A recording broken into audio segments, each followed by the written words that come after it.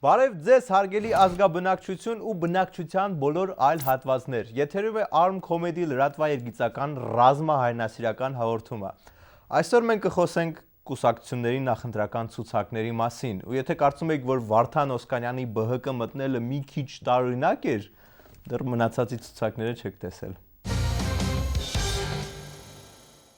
Եվ այսպես հրապարակվեց հանրապետականների նախընտրական ցուցակը։ Հիշում եք, որ վարչապետը ասում էր, որ բիզնեսմեններ չեն լինելու ցուցակում։ Այդ անձինք մեր ցուցակում չեն լինելու, ովքեր զբաղվում են բիզնեսով, հայտնի բիզնեսմեններ մեր ցուցակում այլևս չեն լինելու։ Այսինքն ստացանք ոչ մի բիզնեսի հետ առնչություն չունեցողների ցուցակը։ Դրանք են Գագիկ Բեգլարյան, Վարդան Այվազյան, Կարեն Ճշմարիտյան։ Մի րոպե, բայց ՀԱԿ-ը մեռավ ասելով, որ պատգամավորը գործարարության հետ պետք է կապ չունենա։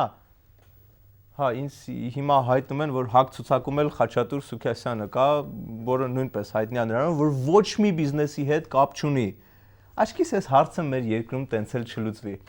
Լավ, վերադառնանք ՀՀԿ ցուցակին։ Ոնց եղավ, որ Գագիկ Բեգլարյանը վերադարձավ ցուցակ։ Գիտեք ինչ, մարդուն կարելի է մի անգամ ասենք նախապետական պատժել, ամեն անգամ պետք չի պատժել։ Վերջույթ հասկացավ այդ սխալը, հրաժարական տվեց, չնայած հետագային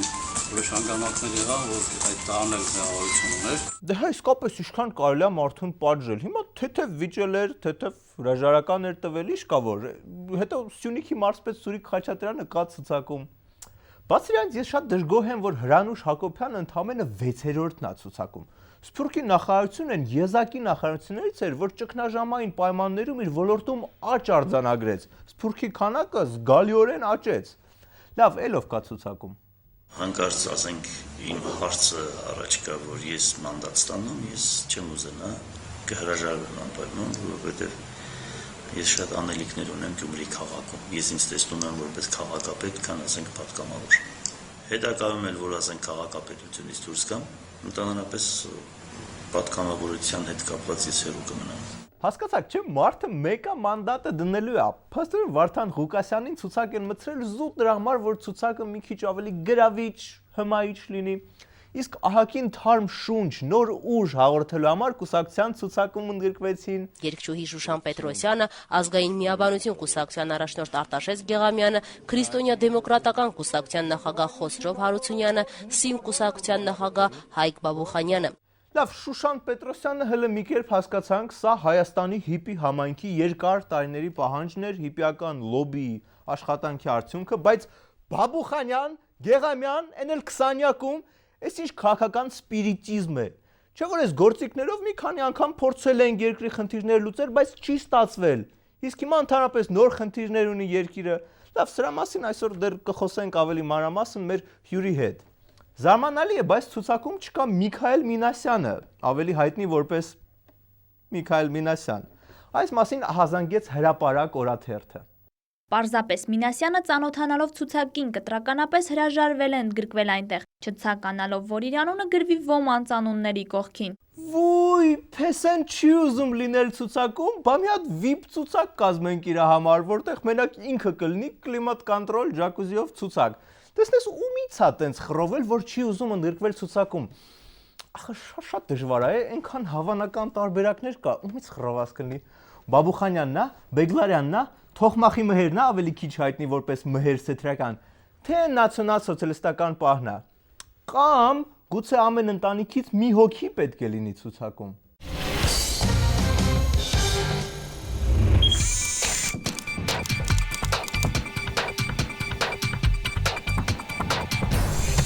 Եվ այսպես ժառանգության ամենամիստիկ քայլը Ռաֆի Հովհաննիսյանի հացադուլից հետո ժառանգությունն ու ազատ դեմոկրատները միավորվեցին եւ հետեւաբար մի ցուցակ կազմեցին։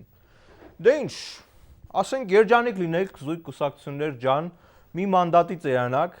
բայց ես ախր մեկա չեմ հասկանում, ինչ է շահում այս միավորումից ժառանգությունը։ Հա, ազատ դեմոկրատները լավ պաշտոնով հայտնի կուսակցության հետ են միանում, բայց ժառանգությունը ինչ է ստանում այս գործարքից, հա։ Մենք այնպիսի բովանդակային այլընտրանք եք ներկայացնում եւ ներկայացնելու մեր ժողովրդին, որը նոր արշալույս է բերելու Հայաստանի Հանրապետության մայիսի 6-ին եւ 7-ին։ Ինչ ջղայն է ելույթների ժամանակ միշտ ժպտացող Ռաֆի Հովհաննիսյանը։ Լավ, ուրեմն նոր բովանդակություն, դա լավ է, Բայց մեկը հանրության մոտ տպավորություն կա, որ ձեր բնակարանում գրանցվեց մի նոր ընտանիք։ Շատ լավ, շատ ինտելիգենտ ընտանիք, բայց գրանցվեց ու ախր շատ փոքր բնակարան ունեիք։ Հիմա էլ ձեր պատգամավորներից շատերը ում հասցրել ենք տեսնել, ճանաչել, էլ չեն անցնելու։ Հետո հավասարություն բան հասկանում ենք, բայց ամեն դեպքում տան տղամարդը ով առնելու։ Ես անձնապես եւ հուսով եմ ու այդ կարծիքին եմ, որ իմ ընկերների հետ միասին մենք կարծում ենք, որ ճիշտ կլինի, որ ցուցակը ղեկավարի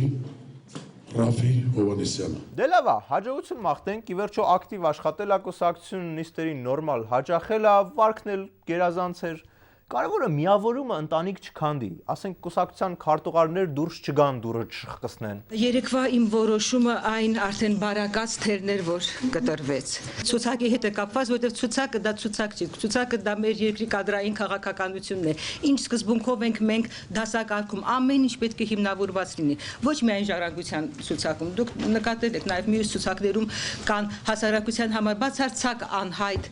երիտասարդներ։ Դե ոչինչ, գուցե մի օր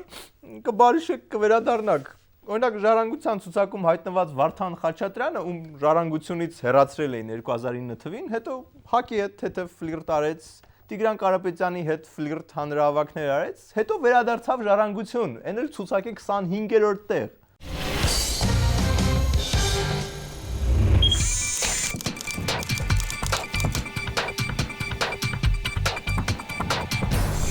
Լավ, քանի նախընտրական ցուցակների թեման ակտուալ է, եկեք կապ հաստատենք 2007 թվականի հետ, երբ դարձյալ խորհրդական ընտրություններ էին ու տեսնենք ինչ է մեզ պատմում մեր հատուկ թղթակից Սերգեյ Սարգսյանը։ Սերգեյ, ինչպիսին է վիճակը 2007-ում, ինչպես են ընտրությունները կանխորոշում կուսակցությունները։ Նարեկ ողջույն երկնիշ տնտեսական աճով զարգացող Հայաստանից, Կովկասյան վագրից։ Սերգեյ, հիմա ջիջիլի ժամանակը չէ։ Լավ, ասեմ, որ տրամադրությունը շատ տարբեր է, տարբեր կուսակցությունների մոտ, հանրապետականները կարծես լուրջ պայքարի են պատրաստվում նորաստեղծ, բայց արագ թափ հավաքող ոնց էր Բարգավաճ Հայաստան կոչվող կուսակցության հետ։ Եվ ինչպես են գնահատում նրանց շանսերը։ Փորձագետների կարծիքով նորաստեղծ իշխանական կուսակցություն լավ շանսեր ունի ընդհուպ մինչև ԱԺ-ում մեծամասնություն ձևավորելու։ Նույնիսկ ամենահոռետես կանխատեսումներով նրանք մինիմում 50% ստանալու են այս ընտրություններում։ Իսկ արմատական ընդդիմությունը ինչ վիճակում է։ Հա, օրինակ երկիրը, նրանք վերջերս վերջնական կապերը խզեցին իշխանության հետ դուրս գալով կոալիցիայից, բավական վճռական են եւ պատրաստվում են ընտրությունների։ Սերգեյ, իսկ ուրիշ ուժերը։ Ազգային միաբանությունը, ՀԺԿ, մարզային ֆավորիտ Կարապետիչի կուսակցությունը եւ մասնավորապես նոր ժամանակներ կուսակցությունները եւս վճռական են, մի մասը նույնիսկ արդեն փակում է Փարաքյալի ճանապարհը եւ պատրաստվում են առանձին անցնել ազգային ժողով։ Իսկ ժառանգությունը։ Ժառանգություն, հա, Ռաֆի կուսակցությունը, չէ, դե իրան շանսեր չունեն առանձնապես, նոր կուսակցությունը, ինչ որ տարօրինակ թիմով դրա համար ոչ մեկ չի ակնկալում իրենց անցումը, հա, մեկ էլ դաշնակցությունը երևի թե այս պահին ընդդիմադիր փուլում է, այնպես որ նա էլ վճռական պատրաստվում է պայքարի, Նարեկ։ Իսկ Հայ ազգային կոնգրեսը ինչ է ասում, հաղթելու են։ Հայ ազգային impeachment-ի հետ ես։ Այ, չէ, կներես, դեռ շուտ է դրա մասին խոսել։ Լավ, Նարեկ ջան, ներողություն, ես պետք է գնամ Հյուսիսային պողոտայի բացումն է, այնպես որ հաջողություն ձեզ։ Սերգեյ Սարգսյանն էր տիկնակ եւ պարոնայք։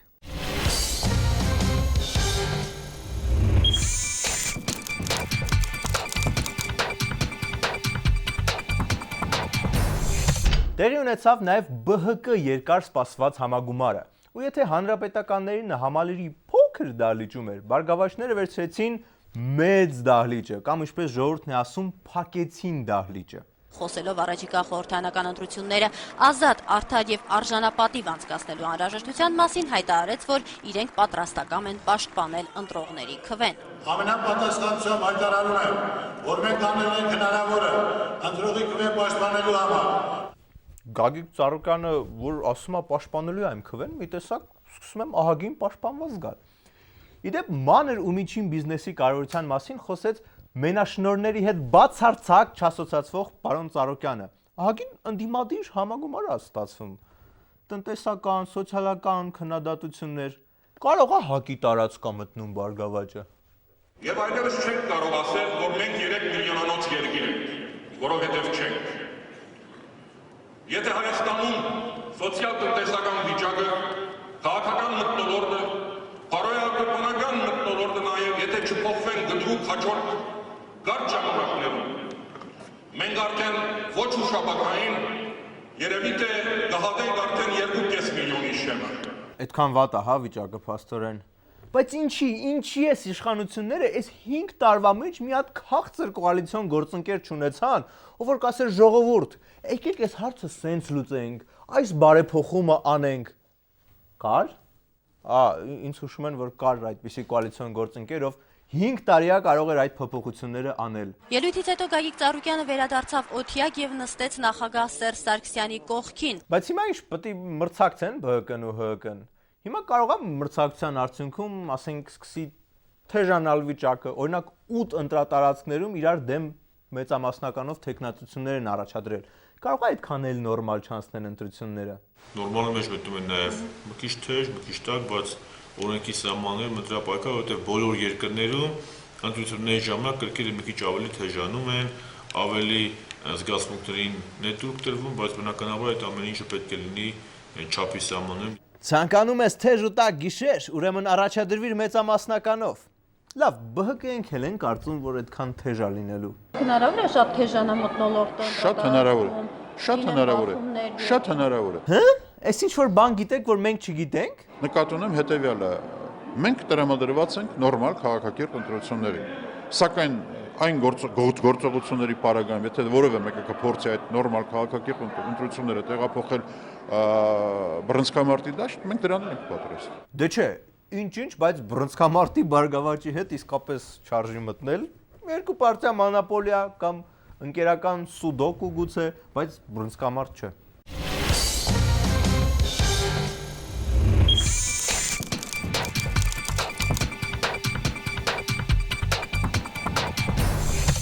Ոստիկանությունը ձերբակալեց հանցախումբ, որը բաղկացած էր 5, մի րոպե, սա կոռեկտ բառը մտածեմ ասեմ, աֆրոհայերից, ովքեր առանձնապես խոշոր չափերի հասնող խարդախություն են կատարել։ 5 աֆրոհայերը բնակվում էին Արմավիրի մարզի Թայիրով գյուղում։ Իդեպ աֆրոհայերի ամենաբարձր խտություն ունեցող գյուղն է Հայաստանի Հանրապետությունում։ Հա ու հատուկ ասցի խտություն, այլ ոչ թե համակենտրոնացում, որ այլ մտքեր չառաջանան։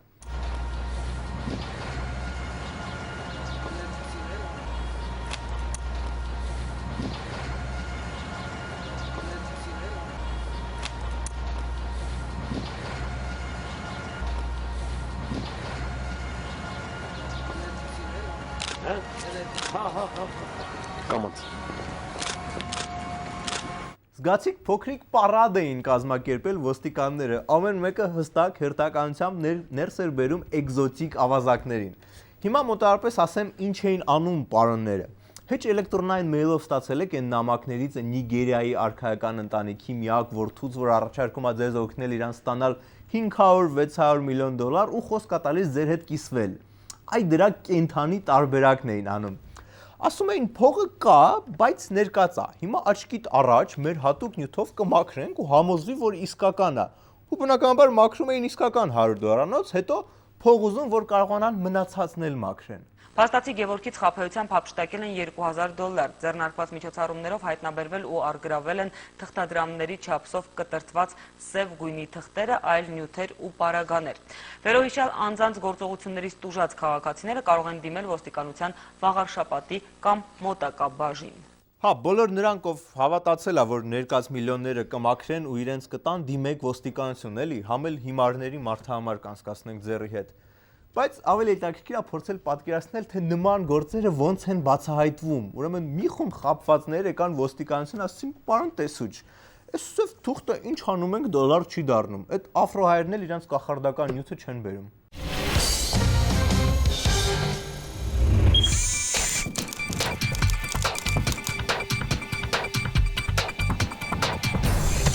Իսկ մեր հաղորդման հյուրն է այսօր մեր վաղեմի բարեկամ հոգեբան Կարեն Նալչաջյանը, ով պարզվում է նաև նախընտրական ցուցակների արդարացման փորձագետ է։ Կարեն ջան, բարև։ Բարև Նարեկ ջան։ Կարեն, եւ այսպես արդեն ունենք ՀՀԿ նախընտրական ցուցակը եւ ինչ է այն այդքան տխուր։ Դա բավական նորմալ է գործընթաց է Նարեկ ջան, հոգեբանության տեսանկյունից հանրապետականները ներկայացրեցին այն նախընտրական ցուցակը, որը ժողովուրդը ակնկալում էր։ Իսկ ժողովուրդը ոչ մի լավ բան չէր ակնկալում նրանցից։ Եվ պարզապես հոգեբանորեն ժողովրդի ակնկալիքները արդարացնելու համար ներկայացվեց հենց այս ցուցակը։ Կարեն, ցուցակում տեղ են գտել մի քանի քաղաքական գործիչներ, ովքեր, չգիտեմ, իրենց ժամանակը ոնց որ արդեն սպառվել է։ Քաղաքական դիակներ, նորմալ է, հանգիստ ասա։ Չէ, չեն կարա հերոստատուսով ասենք։ Չէ, ինչա, արմյուզը չի։ Համել դա հոգեբանական տերմին է, այնպես որ խնդիր չկա։ Ենթադրում եմ, որ խոսքը Գեղամյանի, Հայկ Բաբուխանյանի մասին է, մի քանի ուրիշների, բայց դա էլ շատ նորմալ է հոգեբանության տեսանկյունից ունի իր դերը։ Որն է այդ դերը։ Նրանց ներկայությունը ընդգծում է մյուսների կենթանի եւ ֆունկցիոնալ լինելը։ Օրինակ, նրանց ֆոնի վրա Գալուստ Սահակյանը բավական պրոգրեսիվ եւ առաջադեմ падգամավոր է։ Շատ լավ։ Ուրիշ ինչ հետաքրքիր հոգեբանական առանձնահատկություններ կան ցուցակում։ Հանրապետականների մոտ օրինակ կան նաեւ ագրեսիայի ավելի շուտ ուժային բլոկը։ Այսինքն նկատի ունեք երևի գեներալ Մանվել Գրիգորյանի։ Չէ, ուժային բլոկը դա Սյունիքի մարզպետն ու նախկին քաղաքապետ Գագիկ Բեգլարյանն են, ովքեր իդեպ արդեն հաջողությամբ ավարտել են կատաղության վերահսկման տրեյնինգը, ուսուցումը եւ պայմանագիր են ստորագրել մոտակա 5 տարում ոչ մեկին չտպելու։ Այդ առումով ընդհանրապես տպելը որն է, օրինակ Սյունիքի մարզպետը ուղղակի պաշտպանում էր կուսակցությունը ագրեսիվորեն նստած կին գործարարից։ Այդքան է։ Իսկապես ագրեսիվորեն էր նստած։ Լավ, Շուշան Պետրոսյանը կա ցուցակում։ Դա ընտրազանգվածի որ մասին գրավելու համար է։ Դրա մասին շատ է խոսացվել ու շատ բնական է, պարզ է, Շուշան Պետրոսյանը պետք է գրավի աշխատի Հայաստանի հիպի համայնքի հետ, իսկ ինչպես գիտեք, Հայաստանի 30%-ը հիպի է։ Այսինքն դրանց վրա պետք է նա ուշադրություն դարձնի։ Բայց ցուցակում կան նաև շատ ուրիշ ժողովրդի կողմից սիրված եւ այսպես ասեմ մոնոպոլիաների հետ չասոցացվող մարդիկ, օրինակ Սամվել Ալեքսանյանը, ավելի հայտնի որպես Սամվել Ալեքսանյան եւ ուրիշները։ Շատ լավ, այդ հարցը ես էլ եմ ուզում տալ։ Ինչի է Սամվել Ալեքսանյանը մեծամասնական ցուցակում։ Որովհետեւ Նարեկ, այնինչ տեղի է ունենում մեծամասնականում, մնում է մեծամասնականում։ Հետաքրքիր է։ Լավ, հանրապետական նաև ոնց որ ամենամեծ ցուցակը ներկայացրեց, 250-ից ավել մարդիկ էին, այն ինչու է գիգանտիզմը, ինչու է այդքան մեծ։ Դա էլ շատ հեշտ բացատրվող հոգեբանական տեսանկյունից բան է, բանն այն է, որ եթե բոլոր պաշտոնյաներին, բոլոր հնարավոր մտցնում ես կուսակցության ցուցակի մեջ, ապա հոգեբանական գայթակղությունը դեպի այլ կուսակցություններ իրենց մոտ նվազում է։ Լավ, փորձենք հենց այլ կուսակցություններից խոսել, օրինակ հոգեբանական բնութագիրը տանք ժառանգության կուսակցության նախընտրական ցուցակին։ Ձեր կարծիքով ինչպիսին է այն։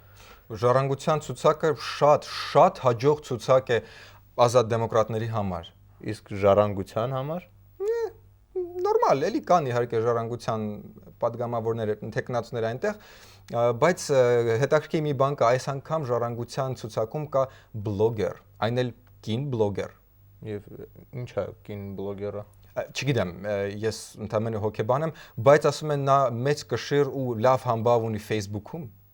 Facebook-ը ինչ է։ Չգիտեմ, ես ընդամենը հոգեբան եմ։ Իսկ հանրապետականում կան այդ Facebook բլոգերները։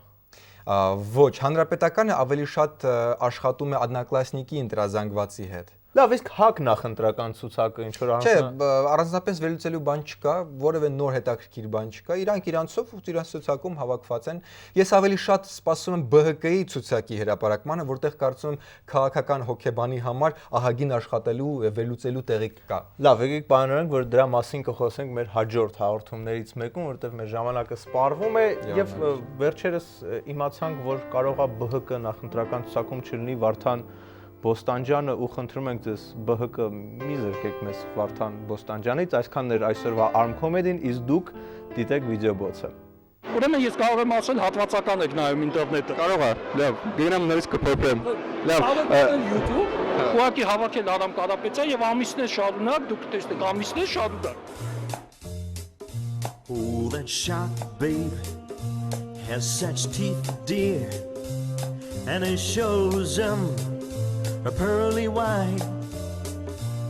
just a jackknife. Where's all of my kid, the baby? And he keeps them out of sight. Do you know where that shark bites? With his teeth, dear. Scarlet billows start to spread. Fancy gloves, though. Where's all of my kid, the baby? So there's